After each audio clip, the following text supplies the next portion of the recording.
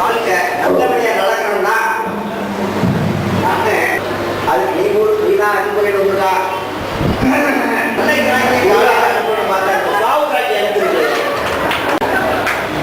என்ன நாகராசு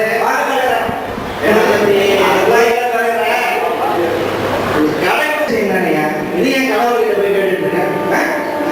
நான் காலையில் டிஃபன் போட்டாங்க அவங்களுக்கு அதை ஏன் ஞாபகப்படுத்துறேன். சுட சுட கேள்விப்பட்டேன். அப்புறம் உனக்கு என் இன்ஃப்ளூயன்ஸ் என்னன்னு உனக்கு தெரியல. எனக்கு இவ்வளவு தெரிஞ்சு ஒரு நாளைக்கு ஒரு நாள் ஒரு வருஷத்துல பண்ணிருக்கேன். இன்னைக்கு சரவணபவன் நல்லாச்சு இந்த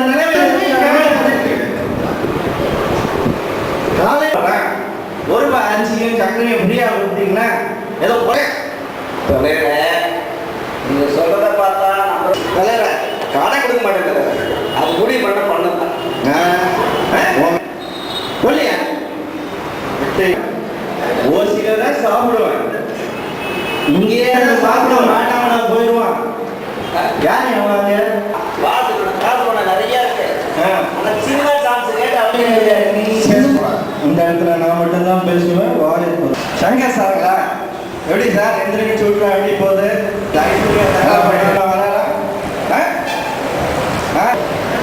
அப்புறம் நேற்றுக்கு ரம்மான் ஃபோன் பண்ணியிருந்தாரு. அந்த ஓகே ஓகே நான் வரேன் பேசும்போது குறுக்க வந்து வணக்கம் சொல்லியிருக்கேன். ஐயா வணக்கம். யாரு அந்த மாட்டுப்பாடி வாழ்க்கை முன்னேறணும் ஒரு ஆசை. ஆனால் நான் நல்லா போடுறேன். பாலும் பழமும் பாலும் பழமும் எப்படி ஏன் நாராசு நீ பேசாது நான் பார்த்தேன்.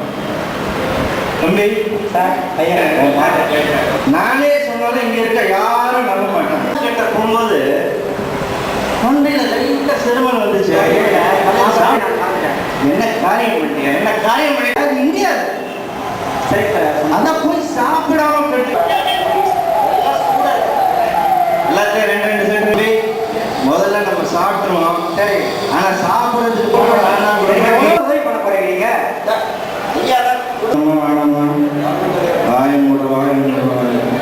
நாளைக்கே சம்பாதிச்சாலும் எனக்கா தர போறீங்க. அதனால சாப்பிடுறோம் வாங்க.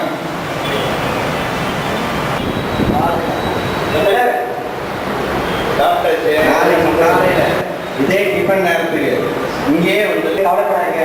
வீட்டில் ஆத்தா சொத்து பத்தெல்லாம் எடுத்து இந்த மாதிரி 4 பேர் இருந்தால் என் டிஃபன் பிரச்சனையே தீர்ந்துருவீங்க. ஏதோ புதுசார இருந்தா விஷம் முடிச்சவனா இருப்போம். டிஃபன் கரெக்டா வந்துடு. சரிங்க சார். எப்படியோ ஒரு சின்ன வேலை முடிச்சுட்டேன். இன்னும் ஒரு நாளைக்கு லஞ்ச் ரெடி பண்ணி வை. அப்புறம் ஆட்டை பொடி தலையை வெட்டு அதில் இருக்க வதக்கி வச்சு அப்புறம் மார்க்கெட்டில் எலும்பு வச்சு சூப்பு வச்சு எடுத்து தலையாக வச்சு மட்டன் பீஸ் நான் மட்டும்தான் சாப்பிட போகிறேன். அண்ணன் டயட்டில் இருக்கனால பைசா வாங்கி இது கூட பிரியாணியை வச்சு கூடவே கொஞ்சம் பெரிய பீஸா ஒன்று சாப்பாட்டுக்கு வரேன். நாகராசு முடியல மைக் ஹலோ யாரு சிஎம் சாருங்களா? அண்ணா வணக்கண்ணா, நான் 3வது ஓட்டம் பேசுகிறேன். ஆமாண்ணே அந்த கான்ட்ராக்ட் விஷயமா தான் நம்ம பிள்ளை ஒருத்தவங்க. ஆமாம் அண்ணா சீட்டை தான் இருந்தான்.